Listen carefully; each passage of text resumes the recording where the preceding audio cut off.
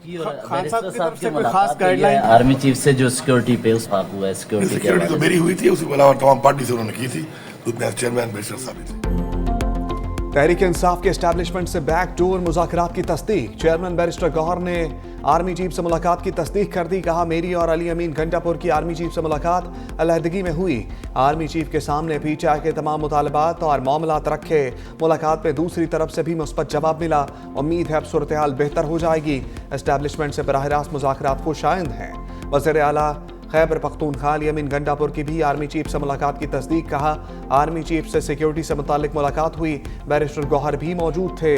जब भी high level पर बैठते हैं तो कुछ सोच समझ कर बैठते हैं। आला सतह पर लोग आगे का रास्ता तलाश करने के लिए ही बैठते हैं।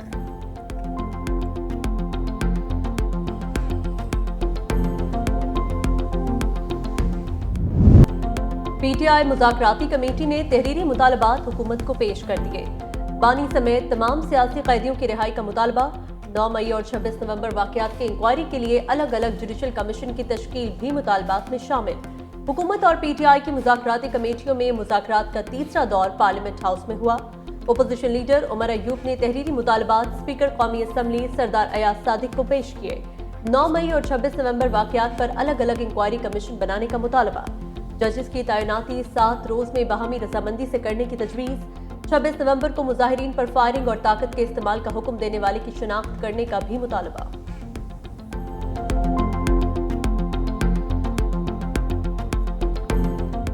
दोनों कमेटियों के दरमियान तय पाया कि हुकूमती कमेटी 7 वर्किंग डेज के अंदर, वर्किंग दिनों के अंदर अंदर अपोजिशन के मुतालबात पर अपना बाज़ाब्ता तहरीरी मौक़िफ़ पेश करेगी। अपोजिशन कमेटी ने कहा कि उन्हें अडयाला जेल में अपने लीडर जनाब इमरान खान से आज़ादाना माहौल में मुलाकात का मौका दिया जाए।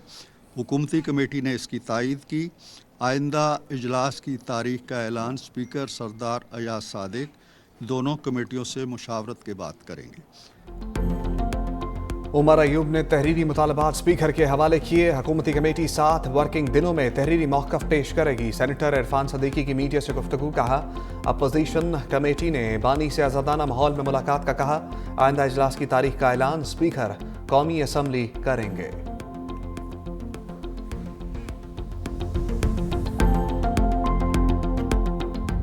उन्होंने दीवार के साथ लगाया हुआ है। हमने क्या, हमने तो ऑपोजिशन करनी है। हमारे पास एक ही ताकत है, वो है अवाम की आवाज। कमीशन हुकूमत बनाए ना, जो हमारी डिमांड है 9 मई का कमीशन और 26 नवंबर का कमीशन बनाए।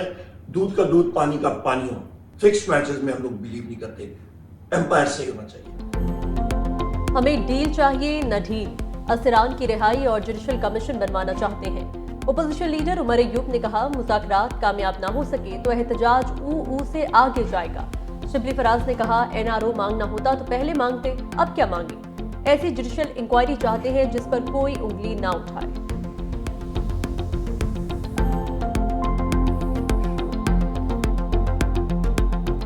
पाकिस्तान की तारीख में अगर आप स्कैंडल्स पर नजर दौड़ाएं, इससे पहले कभी इतना बड़ा स्कैंडल देखने में नहीं आया। मेगा करप्शन स्कैंडल के ऊपर तो देखें ना, कोई नेगोशिएशन तो नहीं हो सकती ना। बानी चेयरमैन डील करना चाहते हैं, उनको पता है कि इसमें उनके लिए मुश्किल होगा निकलना, बिकॉज करप्शन की भी है। वो डील का कोई ना कोई कर रहे होंगे। हम बिल्कुल चाहते हैं कि ये नेगोशिएशंस आगे बढ़े और अच्छे तरीके से बढ़े, मगर इसका ये तासुर ना लिया जाए कि इसमें अरबों रुपए की करप्शन पे पर्दा डाल देंगे। ये हम डील नहीं कर सकते, ना हमारी ये इस्तात है, ना ये पोजीशन है, ना हम ये करना चाहते हैं। ये पाकिस्तानी अवाम का अगर हम 70-80 अरब रुपए पे कॉम्प्रोमाइज कर गए तो फिर किस बात की सियासत। 190 मिलियन पाउंड केस तारीख का सबसे बड़ा स्कैंडल है। काबीना में बंद लफाफा लहराकर मंजूरी ली गई। वफाकी वज़ीर इत्तलात अदा थाड़र ने मीडिया से गुफ्तगू में कहा, बानी पीटीआई के एक फैसले ने बिजनेस टाइकॉन को 80 से 90 अरब रुपए का फ़ायदा दिया। जमान पाक घर की तज़ीन और आइश के लिए पैसे बतौर रिश्वत लिए गए। फराग होगी ने डील के नतीजे में हीरे की अंगूठियाँ ली। शहबाज शरीफ के खिलाफ एक ढेले की करप्शन नहीं मिली। मुआशी बेहतरी की दुनिया भी मौतरफ है। वर्ल्ड इकनॉमिक फोरम ने भी मईशत की बेहतरी का एतराफ़ किया।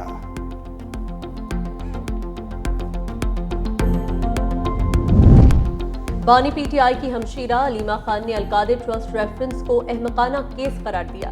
कहती हैं ये बानी पीटीआई का इम्तिहान नहीं, ये जुडिशरी का इम्तिहान है। कोई पास होगा और कोई फेल होगा। बानी पीटीआई ने इन सब को इम्तिहान में डाला हुआ है।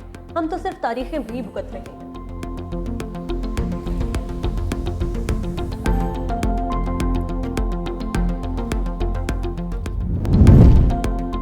कुरम में इमदादी सामान ले जाने वाले एक और काफिले पर हमला। तराई के मुताबिक 35 गाड़ियों पर मुश्तमिल काफिला पाराचनार की जानिब गामजन था। बगन के मुकाम पर फायरिंग का निशाना बनाया गया। हमले में छोटे बड़े असलहे का इस्तेमाल किया गया। गनशिप हेलीकॉप्टर इलाके में रवाना कर दिए गए।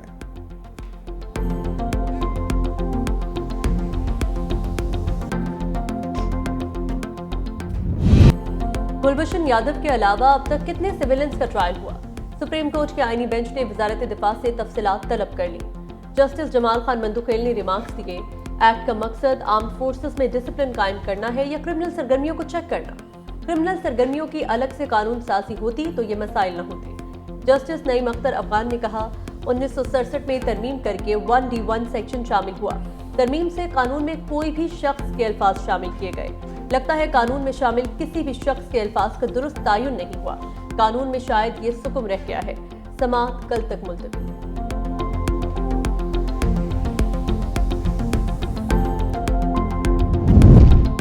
26वीं आईनी तरमीम के तहत आईनी और रेगुलर बेंच के इख्तियार की समाअत करने वाला बेंच टूट गया। जस्टिस मंसूर अली शाह ने रिमार्क्स दिए। Justice Aqeel Abbasi Sindh high court में इस केस का फैसला कर चुके। केस को चलाने के लिए नया बेंच बनाना पड़ेगा। पीर को पहले वाला 3 रुकनी बेंच ही केस को सुनेगा। जायजा लेना है कि आर्टिकल 191A के तहत रेगुलर बेंच से इख्तियार समाअत लिया जा सकता है।